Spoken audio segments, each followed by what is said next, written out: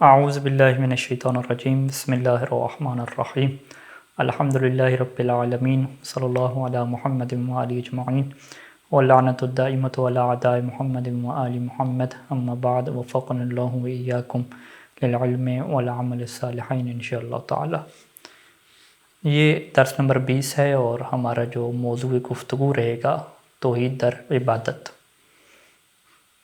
हमारी जो गुफ्तगू है वो 3 नुकात के ऊपर मुश्तमिल होगी। पहले नंबर पे हम ये वाज़ेह करेंगे कि इबादत किसे कहते हैं, इबादत की हकीकत क्या है, और फिर आपके सामने रखेंगे कि कुरान मजीद में अगर हम देखें और उनकी आयात में गौर व फ़िक्र करें तो इबादत का जो मफ़हूम है वो 2 चीज़ों से मिलके बनता है। पहली चीज़ खुज़ू और दूसरी चीज़ कि जिसकी हम इबादत कर रहे हैं उसके माबूद और इलाह होने का अक़ीदा। तो ये पहला हिस्सा होगा। इसके बाद हम ये बयान करेंगे कि खुज़ू और इबादत का फ़र्क क्या है, और फिर हम तीसरे नंबर पर ये बयान करेंगे कि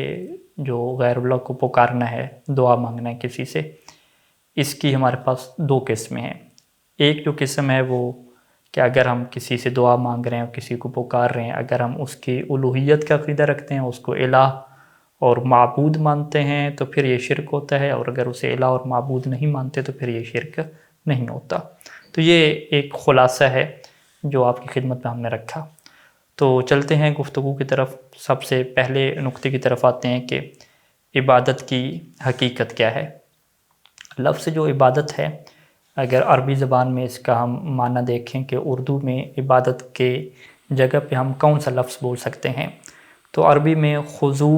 और आजिज़ी को इबादत कहते हैं। आजिज़ी यानी किसी के सामने ख़ुद को कम तर हो के पेश करना कि मैं बहुत ही आपसे कम हूँ, मेरे पास कुछ नहीं है। इनकिसारी का इज़हार करना, नातवानी का इज़हार करना कि मैं तो बिल्कुल आजिज़ आ चुका हूँ आपके सामने, मेरे पास कुछ नहीं है। किसी के सामने झुक जाना, ये जो किसी के सामने झुक जाना है, ख़ुद को अज्ज़ व इनकिसारी और खुज़ू की कैफ़ियत में पेश करना है, इसको लुग़त के एतबार से, अरबी डिक्शनरी के एतबार से इसे इबादत कहते हैं। लेकिन कुरान मजीद में अगर हम जाके देखते हैं तो हम ये देखते हैं कि अज्ज़ व इनकिसारी का हुक्म और झुकने का हुक्म अल्लाह ताला ने बहुत सारे लोगों के लिए दिया है। जैसे कुरान मजीद की ये आयत हमारे सामने मौजूद है कि वालिदैन के मुतल्लिक़ इरशाद हुआ, अऊज़ु बिल्लाहि मिनश्शैतानिर्रजीम बिस्मिल्लाहिर्रहमानिर्रहीम कि वख़्फ़िज़ लहुमा जनाहज़ुल्ल मिनर्रहमा, के वालिदैन के लिए अज्ज़ व इनकिसारी के बाजू झुका दो, यानी अज़्ज़ुल मिनर्रहमा, यानी अज्ज़ व इनकिसारी और अपने आप को कम तर समझ के उनके सामने पेश करो, और फिर ये दुआ भी मांगो कि रब्बिरहम्हुमा कमा रब्बयानी सग़ीरा। तो यहाँ पे जो अज्ज़ व नातवानी का इज़हार करना है, ख़ुद को कम तर होने का इज़हार करना है, वो वालिदैन के सामने अल्लाह ताला ने हुक्म दिया। तो क्या अगर इस तरह का अल्लाह ने हुक्म दिया है तो ये इबादत हो जाएगी? हम कहेंगे लुग़वी एतबार से तो ये इबादत होगी, कि लुग़त में क्योंकि झुकने को, किसी के सामने आजिज़ी का इज़हार करने को इबादत कहा जाता है, तो डिक्शनरी के एतबार से हम इसे इबादत कहेंगे। इसी तरीके से झुक जाना, यानी किसी के सामने सजदा कर देना, बिल्कुल झुक जाना, ये भी कुरान में मौजूद है कि ये आयत हमारे सामने मौजूद है कि वइज़ क़ुलना लिल मलाइकति उसजुदू ले आदमा, कि हमने ये मलाइका से कहा, यानी मलाइका को, फ़रिश्तों को ये हमने हुक्म दे दिया कि तुम सब जो है वो हज़रत आदम अलैहिस्सलाम को सजदा करो, और उन सब ने सजदा किया सिवाय इब्लीस के। तो अब ये जो अल्लाह ताला ने झुकने का हुक्म दिया, अज्ज़ व इनकिसारी के इज़हार का हुक्म दिया, तो क्या अल्लाह ताला ने फ़रिश्तों को शिरक करने का हुक्म दे दिया था कि तुम लोग मुशरिक बन जाओ? और अल्लाह ताला एक कबीह काम का, क्योंकि शिरक से बड़ा तो कोई जुल्म नहीं है, व इन्न शिरक लज़ुल्मुन अज़ीम, कि शिरक से बड़ा कोई जुल्म नहीं है, शिरक से बड़ी कोई बुरी बात नहीं है। तो क्या अल्लाह ताला ने बुरे कामों का हुक्म देना शुरू कर दिया? अलियाज़ बिल्लाह मिन ज़ालिका, क्या हम अल्लाह के बारे में ये सोच सकते हैं कि अल्लाह ताला जो है वो शिरक का हुक्म दे रहा है दूसरों को? तो हम यहाँ पे क्या कहेंगे कि ये जो झुकना है, ये जो सजदा करना है, ये लुग़वी और डिक्शनरी के हिसाब से ये इबादत है, लेकिन ये हकीकत इबादत नहीं है। इसी तरीके से एक और आयत में आप चलते हैं सूरह यूसुफ में, کہ وَخَرُّوا لَهُ سُجَّدًا کہ اور وہ سب یوسف کے سامنے سجدہ ریز ہو گئے۔ تو اب جو حضرت یوسف کے بھائی تھے اور وہ کیا شرک کر رہے تھے، اور انہوں نے بہت بڑا شرک کر دیا، اور قرآن مجید نے بھی اس کو بڑے اچھے انداز سے پیش کیا، حضرت یوسف نے بھی اس کو نہیں روکا۔ تو کیا آپ اسے شرک کہیں گے؟ ہم کہیں گے نہیں، یہ شرک نہیں ہے، یہ تعظیم ہے، کسی کے سامنے عظمت کی خاطر اپنے آپ کو کم تر پیش کرنا، عجز و ناتوانی کا اظہار کرنا۔ تو لہٰذا ان آیات سے کہ حضرت آدم کے سامنے جھکنا، حضرت یوسف کے سامنے سجدہ کرنا، والدین کے سامنے خود کو عجز و ناتوانی کی صورت میں پیش کرنا، یہ ساری چیزیں ایسی ہیں کہ جو عجز و انکساری کا اظہار ہے۔ تو ایسا عجز و انکساری کا اظہار چاہے وہ سجدے کی شکل میں بھی ہو جائے، اسے ہم عبادت نہیں کہتے، اور یہ شرک بھی نہیں ہوتا۔ ہاں، ڈکشنری کے ایک معنی میں آپ عبادت کہہ لیں، لیکن جو عبادت کا حقیقت ہے، جو عبادت کا حقیقی مفہوم ہے، اس کے اعتبار سے نہیں ہے۔ تو بس عبادت ہم کسے کہتے ہیں کہ عبادت کب بنتی ہے؟ تو ہم کہیں گے کہ عبادت تب بنتی ہے کہ جب اس کے اندر دو چیزیں ہوں۔ پہلی جو چیز ہے کہ وہ جس کے سامنے آپ جھک رہے ہیں، جس کے سامنے آپ عاجزی کا اظہار کر رہے ہیں، اس کو آپ الہ سمجھتے ہوں۔ الہ یعنی اسے آپ معبود سمجھتے ہوں، اسے آپ رب سمجھتے ہوں۔ قرآن مجید کی یہ آیت ہمارے سامنے ہے کہ ذالکم اللہ ربکم لا الہ الا ہوا خالق کل شیء، کہ ذالکم اللہ ربکم کہ اللہ تمہارا رب ہے اور کوئی الہ نہیں ہے سوائے اس کے، وہی ہر چیز کا پیدا کرنے والا ہے، فاعبدوہ پس تم اسی کی عبادت کرو۔ یعنی عبادت کا جو نتیجہ نکالا کہ تمہیں اس کی عبادت کرنی ہے، اس سے پہلے جو عقیدہ ہے اس کو بیان کیا کہ تمہارا عقیدہ یہ ہونا چاہیے کہ اللہ ہی تمہارا رب ہے، وہی تمہارا خالق ہے، اور وہی الہ ہے، اس کے علاوہ کوئی الہ نہیں ہے، اس کے علاوہ کوئی معبود نہیں ہے، پس تم اسی کی عبادت کرو۔ تو یہاں سے ہم یہ نتیجہ نکالتے ہیں کہ عبادت کے مفہوم میں یہ چیزیں ضروری ہوتی ہیں کہ آپ جس کے سامنے جھک رہے ہیں، جس کے سامنے سجدہ ریز ہو رہے ہیں، جس کے سامنے عجز و ناتوانی کا اظہار کر رہے ہیں، خضوع کا اظہار کر رہے ہیں، اس کو آپ الہ سمجھتے ہوں، اس کو آپ معبود سمجھتے ہوں، اس کو آپ رب سمجھتے ہوں، اس کو آپ اپنا خالق سمجھتے ہوں، یا کم از کم معبود سمجھتے ہوں، الہ اسے سمجھتے ہوں۔ کیونکہ مشرکین عرب کا یہی تو نزاع تھا، وہ لا الہ الا اللہ کے اوپر نہیں آتے تھے، وہ کہتے تھے ہمارے اور بھی معبود ہیں، ہمارے اور بھی بہت سارے الہ ہیں۔ تو جب کسی کو الہ سمجھ کے اس کے سامنے جھکا جاتا ہے تو یہ پھر عبادت ہوتی ہے اور یہ شرک ہو جاتا ہے۔ اب جو فرشتے جھکے تھے حضرت آدم علیہ السلام کے سامنے، تو وہ حضرت آدم کو اپنا اللہ نہیں مانتے تھے، وہ ان کو حضرت آدم کو الہ نہیں سمجھ رہے تھے، ان کو معبود نہیں سمجھ رہے تھے، اپنا رب نہیں سمجھ رہے تھے۔ اسی طریقے سے حضرت یوسف کے سامنے جو ان کے بھائی جھکے، سجدہ ریز ہوئے، وہ بھی حضرت یوسف کو اپنا رب اور الہ اور معبود نہیں مان رہے تھے۔ اسی طرح سے جو ہم نے والدین کے سامنے جھکنا ہوتا ہے، والدین کے سامنے عجز و ناتوانی کا اظہار کرنا ہوتا ہے، اس میں بھی ہم اپنے والدین کو رب نہیں مانتے، خالق اور مالک اور الہ اور معبود نہیں مانتے۔ تو لہٰذا یہاں سے ہمارے سامنے کیا آتا ہے کہ جو حقیقت عبادت ہے وہ مرکب ہے، وہ دو چیزوں سے مل کے بنتی ہے۔ پہلا حصہ اس میں خضوع کا ہوتا ہے کہ خضوع، ناتوانی، عجز کا اظہار، اور دوسرا حصہ یہ ہوتا ہے کہ جس کے سامنے ہم جھک رہے ہیں اسے ہم معبود مانیں، اسے ہم الہ مانیں، اس کے الہ ہونے کا عقیدہ رکھیں۔ اگر یہ دو چیزیں اکٹھی ہوں گی ایک ساتھ تو تب یہ عبادت بنے گی، اور تب یہ شرک در عبادت ہوگا۔ اب اگر کوئی بتوں کو جھک رہا ہے، اگر کوئی قبر کو جھک رہا ہے، قبر کے سامنے سجدہ ریز ہو رہا ہے، اور اس کا عقیدہ یہ ہے کہ یہ جو قبر ہے یا قبر والا ہے یہ میرا اللہ ہے، میں اس کو اللہ سمجھتا ہوں، میں اس کو معبود سمجھتا ہوں، تو پھر اس کا یہ جھکنا، اس کا یہ سجدہ ریز ہونا عبادت بنے گا، اور غیر اللہ کی عبادت کا یہ مفہوم آئے گا، اور یہاں سے یہ کیا ہو جائے گا؟ شرک ہو جائے گا۔ لیکن اگر وہ اس کو اللہ نہیں سمجھتا، وہ اس کو اللہ کا بندہ سمجھتا ہے، تو یہ جھکنا شرک نہیں کہلائے گا۔ ہاں، وہ الگ ایک بحث ہے کہ کیا فقہی طور پہ یہ سجدہ کرنا حلال ہے یا حرام ہے، تو ہم یہ کہیں گے کہ شریعت محمدی میں اہل بیت علیہم السلام نے اس سجدہ کرنے سے منع کر دیا، اور غیر اللہ کو سجدہ کرنا حرام ہے۔ ہاں، گزشتہ شریعتوں میں یہ جائز تھا، لیکن شریعت محمدی میں اہل بیت علیہ السلام نے اس چیز سے منع فرما دیا کہ غیر اللہ کو آپ سجدہ نہیں کر سکتے، چاہے آپ اسے رب نام بھی مانتے ہوں، چاہے آپ اسے معبود اور الہ نام بھی مانتے ہوں، اس کو سجدہ نہیں کر سکتے۔ اور یہ اہل بیت علیہ السلام سے باقاعدہ جو ہے وہ سوالات بھی ہوئے ہیں اور کچھ روایات ہم آپ کی خدمت میں رکھ دیتے ہیں یہاں پہ رسول خدا صلی اللہ علیہ وآلہ وسلم سے منقول یہ روایت ہے کہ آپ نے یہ فرمایا کہ وَلَمْ يَكُنْ سُجُودُهُمْ لِآدَمَ، کہ یہ جو فرشتوں نے سجدہ کیا تھا یہ حضرت آدم کو سجدہ کرنا نہیں تھا، اِنَّمَا كَانَ آدَمُ قِبْلَةً لَهُمْ، بلکہ حضرت آدم ان کے لیے قبلہ کی حیثیت رکھتے تھے، یسجدون نحوہ للہ، وہ حضرت آدم کی طرف منہ کر کے سجدہ کس کو کر رہے تھے؟ اللہ تعالیٰ کی ذات کو کر رہے تھے، وَكَانَ بِذَلِكَ مُعَظَّمًا لَهُ مُبَجَّلًا، اور اس ذریعے سے حضرت آدم کی عظمت اور ان کی جو جلالت تھی اور وہ کیا ہو گئی؟ ان کے سامنے آ گئی۔ اس کے بعد فرمایا کہ وَلَا يَنبَغِي لِأَحَدٍ أَن يَسْجُدَ لِأَحَدٍ مِّن دُونِ اللَّهِ وَيَخْضَعَ لَهُ خُضُوعَهُ لِلَّهِ، کہ کسی کے لیے یہ جائز نہیں ہے، کسی کے لیے یہ سزاوار نہیں ہے کہ وہ کسی دوسرے کے سامنے اللہ کے علاوہ کسی کے سامنے وہ سجدہ ریز ہو جائے، سجدہ کرے، اور اس کے لیے وہ خضوع اختیار کرے کہ جو اللہ کے لیے خضوع اختیار کرتا ہے، وَيُعَظِّمُ بِالسُّجُودِ لَهُ، اور اس کو سجدہ کر کے اس سے وہی تعظیم دے کہ جو اللہ تعالیٰ کو وہ تعظیم دیتا ہے، عظمت دیتا ہے۔ کہتے ہیں کہ یہ اللہ کے رسول نے فرمایا کہ کسی کے لیے جائز نہیں ہے، اور فرمایا کہ اگر میں اس کو جائز قرار دیتا اور حکم دیتا کہ آپ غیر اللہ کو سجدہ کریں،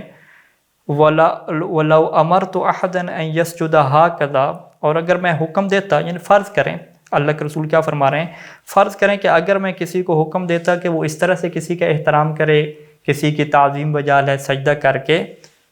لَأَمَرْتُ ضُعَفَاءَ شِيَعَتِنَا وَسَائِرِ الْمُكَلَّفِينَ مِنْ شِيَعَتِنَا، تو میں اپنے شیعوں کو اور جو دیگر ہمارے شیعہ ہیں ان کو میں حکم دیتا کہ ان یسجدوا لمن توسط فی علوم علی وصی رسول اللہ صلی اللہ علیہ وآلہ، کہ میں انہیں یہ حکم دیتا کہ وہ ان ہستیوں کو سجدہ کریں، ان لوگوں کو سجدہ کریں کہ جو واسطہ بنتے ہیں۔ کس کام میں واسطہ بنتے ہیں؟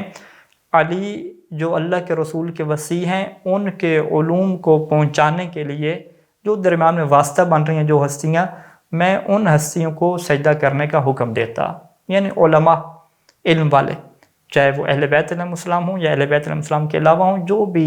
امیر المومنین اسلام کے علوم کو پہنچانے میں واسطہ بن رہے ہیں، میں ان کو سجدہ کرنے کا حکم دیتا۔ تو لہذا اس روایت میں اللہ کے رسول صلی اللہ علیہ وآلہ وسلم نے اللہ کے علاوہ کسی اور کو سجدہ کرنے سے منع فرما دیا۔ اور اسی طریقے سے امام صادق علیہ السلام سے یہ روایت ہے، شیخ قر عامل الرحمن نے سے نقل فرمایا کہ ایک لمبی حدیث ہے کہ ایک زندیق نے یہ امام سے سوال کیا کہ افیصلح السجود لغیر اللہ، کہ کیا غیر اللہ کو سجدہ ہو سکتا ہے، اللہ کے علاوہ کسی کو ہم سجدہ کر سکتے ہیں؟ قال لا، امام نے کیا فرمایا؟ لا، نہیں، یہ جائز نہیں ہے، تم اللہ کے علاوہ کسی کو سجدہ نہیں کر سکتے۔ قال، پھر اس نے یہ سوال کیا کہ آپ کہہ رہے ہیں کہ اللہ کے علاوہ کسی کو سجدہ نہیں ہو سکتا، فَكَيْفَ أَمَرَ اللَّهُ الْمَلَائِكَةَ بِالسُّجُودِ لِآدَمَ، تو پھر اللہ تعالیٰ نے کیسے حکم دے دیا کہ تم جو ہے ملائکہ کو حکم دے دیا، اللہ تعالیٰ نے پھر ملائکہ کو کیسے حکم دے دیا کہ وہ آدم علیہ السلام کو سجدہ کریں؟ فقال، تو امام علیہ السلام نے یہ فرمایا کہ إِنَّ مَنْ سَجَدَ بِأَمْرِ اللَّهِ فَقَدْ سَجَدَ لِلَّهِ، ایک قانون دے دیا کہ جو سجدہ اللہ کے حکم سے ہوتا ہے وہ اللہ کو سجدہ کرنا ہوتا ہے۔ اللہ نے حکم دیا آدم کو سجدہ کرو، آپ جب وہ آدم کو سجدہ کریں گے تو وہ اللہ کی اطاعت ہوگی، وہ گویا کہ اللہ کو سجدہ کرنا ہو جائے گا۔ فَكَانَ سُجُودُهُ لِلَّهِ إِذَا كَانَ عَنْ أَمْرِ اللَّهِ، پس حضرت آدم کو سجدہ کرنا اللہ کے لیے سجدہ تھا کیونکہ وہ اللہ کے حکم سے تھا، اور جب اللہ نے ہمیں یہ اختیار دے دیا، یعنی اب ہم اس کی وضاحت کرتے ہیں حدیث کی، جب اللہ نے ہمیں اختیار دے دیا کہ ہم دین کے معاملات کو آپ کے سامنے رکھ سکتے ہیں، تو ہم یہ منع کر رہے ہیں کہ تم اللہ کے علاوہ کسی کو سجدہ نہیں کرو گے، لہٰذا اللہ ہمارے حکم کو تمہارے اوپر نافذ کرے گا۔ تو پس جب ہم منع کر رہے ہیں، اللہ کا رسول منع کر رہا ہے، تو اللہ کا یہ حکم ہے کہ جس کام سے اللہ کے رسول منع کر دیں اس سے تم نے منع ہو جانا ہے۔ اللہ کے اللہ کا یہ حکم ہے کہ جس کام سے اہل بیت رسول منع کر دیں تم نے اس سے منع ہو جانا ہے۔ تو اس کا مطلب کیا ہے کہ جو اب تم سجدہ کرو گے اللہ کی مخلوق کو، وہ اللہ کے حکم سے نہیں ہوگا۔ جب وہ اللہ کے حکم سے نہیں ہوگا تو وہ حرام ہو جائے گا، وہ معصیت ہو جائے گی۔ تو لہذا حضرت آدم کو جو سجدہ کرنا تھا وہ تو اللہ کی اطاعت تھی، اللہ نے حکم دے دیے تو آپ نے کرنا ہے۔ لیکن اب جب حضرت آدم کے علاوہ آپ کسی اور ہستی کو سجدہ کرنا چاہتے ہیں تو اب آپ کو اللہ کے حکم کی ضرورت ہے، اور یہاں پہ اللہ کا حکم اللہ کے رسول کی زبانی، اہل بیت علیہ السلام کی زبانی کیا آتا ہے کہ آپ کسی کو سجدہ نہیں کر سکتے، تو لہذا کسی اور کو سجدہ کرنا یہ حرام ہو جائے گا، اور اہل بیت علیہ السلام نے اس بات کی اجازت نہیں دی۔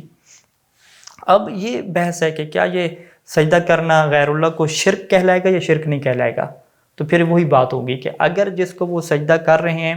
اس کے معبود ہونے کا عقیدہ رکھ رہے ہیں، اس کو الہ سمجھ رہے ہیں، اللہ سمجھ کے سجدہ کر رہے ہیں، تو پھر یہ شرک کہلائے گا۔ لیکن اگر اسے اللہ سمجھ کے سجدہ نہیں کر رہے تو پھر یہ شرک تو نہیں کہلائے گا، لیکن فعل حرام کہلائے گا،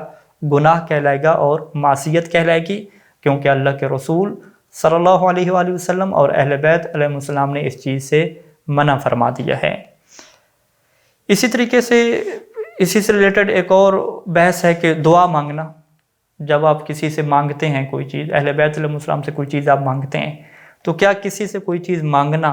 کسی کو پکارنا، کیا یہ عبادت بن جاتا ہے؟ کیا ہر دعا عبادت ہوتی ہے؟ دعا یعنی پکارنا، کیا ہر دعا عبادت ہوا کرتی ہے؟ تو ہم یہاں پر بھی یہی قانون دیں گے کہ جس طرح سے کسی کے سامنے عجز و ناتوانی کا اظہار کرنا، خضوع و خشوع سے پیش آنا، کسی کے سامنے سجدہ ریز ہو جانا، وہ تب تک عبادت نہیں بنتا جب تک اگلے کے معبود ہونے کا عقیدہ نہ رکھیں، اس کو اللہ سمجھ کے سجدہ نہ کریں۔ اسی طرح سے کسی کو پکارنا بھی ہے، کسی کو پکارنا یعنی کسی سے دعا مانگنا، یہ بھی ایسے ہے کہ اگر آپ جس سے دعا مانگ رہے ہیں اس کے اللہ ہونے کا، الہ اور معبود ہونے کا عقیدہ رکھیں گے تو یہ شرک ہو جائے گا، یہ عبادت ہو جائے گی، یعنی یہ دعا عبادت کہلائے گی۔ لیکن اگر اس کے معبود ہونے کا عقیدہ نہیں رکھیں گے تو یہ پھر عبادت نہیں ہوگی۔ قرآن مجید کی کچھ ہم آیات کی طرف چلتے ہیں، اس سے یہ بات واضح ہو جائے گی۔ یہ جو آیت ہے کہ بتوں کی عبادت سے منع کر دیا، سورہ الانعام کی آیت کہ قُلْ إِنِّي نُهِيتُ أَنْ أَعْبُدَ الَّذِينَ تَدْعُونَ مِن دُونِ اللَّهِ، کہ مجھے اس بات سے روک دیا گیا ہے کہ میں ان کی عبادت کروں کہ جن کو تم اللہ کے سوا پکارتے ہو یعنی تم جن کی عبادت کرتے ہو۔ تو وہ جو بتوں کو پکارتے تھے یا غیر اللہ کو پکارتے تھے، وہ انہیں الہ سمجھ کے پکارتے تھے، وہ ان کو اپنا الہ، اپنا معبود سمجھ کے پکارتے تھے، تو لہذا اس وجہ سے ان کا یہ پکارنا عبادت تھا۔ تو اللہ کے رسول نے کیا فرمایا کہ مجھے اس عبادت سے روک دیا گیا ہے، نُہِیتُ أَنْ أَعْبُدَ الَّذِينَ، کہ مجھے ان کی عبادت سے روک دیا گیا ہے کہ جن کی عبادت تم کر رہے ہو۔ اب تمہاری عبادت کا طریقہ کار کیا ہے کہ تم انہیں پکارتے ہو۔ اب فقط پکارنا عبادت نہیں ہوتا، بلکہ چونکہ تم ان کو معبود اور الہ ہونے کا عقیدہ رکھتے ہو، لہذا اس وجہ سے تم ان کی عبادت کرتے ہو، اور میرے لیے منع ہے کہ میں ان کی عبادت کروں جن کی تم عبادت کرتے ہو۔ جیسے سورہ کافرون میں ہے کہ میں اس کی عبادت نہیں کروں گا کہ جس کی تم عبادت کرتے ہو۔ لیکن کیا ہر طرح کا پکارنا عبادت بن جاتا ہے؟ نہیں، ایسا نہیں ہے۔ یہ دوسری آیت دیکھیے گا کہ جس میں اللہ کے رسول پکار رہے ہیں، غیر اللہ کو پکار رہے ہیں۔ اِذْ تُسْعِدُونَ وَلَا تَلْوُونَ عَلَىٰ أَحَدٍ، کہ جب تم بھاگے جا رہے تھے اور پیچھے مڑ کے کسی کی طرف نہیں دیکھتے تھے، وَالرَّسُولُ يَدْعُوكُمْ، اور رسول تمہیں پکار رہے تھے۔ اب یہ جو اللہ کے رسول پکار رہے ہیں تو ہم کیا کہیں گے کہ اللہ کے رسول غیر اللہ کو پکار رہے ہیں، مدد کے لیے پکار رہے ہیں کہ آؤ جنگ کرو، دفاع کرو۔ تو یہ جو رسول کا پکارنا ہے، جو رسول انہیں پیچھے سے پکار رہے تھے، یہ پکارنا ہم کیا کہیں گے؟ یہ عبادت نہیں ہے۔ کیوں عبادت نہیں ہے؟ کیونکہ اللہ کے رسول ان کو معبود سمجھ کے، ان کو الہ سمجھ کے نہیں پکار رہے تھے۔ تو لہذا یہاں سے یہ حقیقت واضح ہوتی ہے کہ غیر اللہ کو کوئی بھی پکارے تو ہم یہ نہیں کہہ سکتے کہ وہ مشرک ہو گیا۔ ہم یہ دیکھیں گے کہ اگر وہ غیر اللہ کو پکار رہا ہے تو وہ اس غیر اللہ کو کیا سمجھ کے پکار رہا ہے۔ اگر تو وہ اسے الہ اور معبود سمجھ کے پکار رہا ہے تو پھر یہ شرک کی کیٹیگری میں آئے گا، اور اگر وہ اسے الہ اور معبود سمجھ کے نہیں پکار رہا تو پھر یہ شرک نہیں ہوگا، یہ ایسی ہوگا کہ جیسے ہم ایک دوسرے کو پکارتے ہیں، اس میں کوئی شرک کی بات نہیں ہوگی۔ تو خلاصہ کلام کیا ہوا کہ ہم نے عبادت کی حقیقت آپ کے سامنے رکھی اور کہا کہ عبادت تب یہ فعل بنتا ہے کہ جب دو چیزیں ہوں، ایک خضوع و خشوع، اور ایک جس کی عبادت آپ کر رہے ہیں، جس کے سامنے آپ جھک رہے ہیں، اس کے معبود ہونے کا عقیدہ رکھنا، اس کے الہ ہونے کا عقیدہ رکھنا۔ تو لہٰذا جو ہے وہ خضوع اور عبادت کا فرق ہمارے سامنے واضح ہو گیا کہ خضوع اور سجدہ کرنا، کسی کے سامنے جھکنا، اگر اس کے الہ اور معبود ہونے کے نیت سے نہ ہو، عقیدہ یہ والا نہ ہو، تو وہ شرک نہیں ہوگا۔ ہاں، شریعت اسلامی میں وہ حرام ہوگا، سجدہ کرنا غیر اللہ کو حرام ہوگا، لیکن وہ شرک نہیں ہوگا۔ اور اگر اس کے معبود ہونے کا عقیدہ رکھ کے جھکیں گے تو پھر یہ شرک ہو جائے گا، پھر یہ عبادت کہلائے گا، اور شرک در عبادت کی یہ صورتحال بن جائے گی۔ اسی طریقے سے ہم نے کیا دعا مانگنا ہے، دعا مانگنا کسی کو پکارنا، اس کی بھی دو کیٹیگری ہو جائیں گی۔ جس سے دعا مانگ رہے ہیں، اگر اس کی الوہیت کا اور الہ ہونے کا اعتقاد رکھ کے مانگ رہے ہیں تو پھر یہ دعا مانگنا شرک ہو جائے گا، اور اگر اس کی الوہیت کا اعتقاد نہیں ہے، اس کو بندہ سمجھ کے اسے پکار رہے ہیں، تو پھر یہ شرک نہیں ہوگا۔ وصلی اللہ علی محمد وآلہ اجمعین۔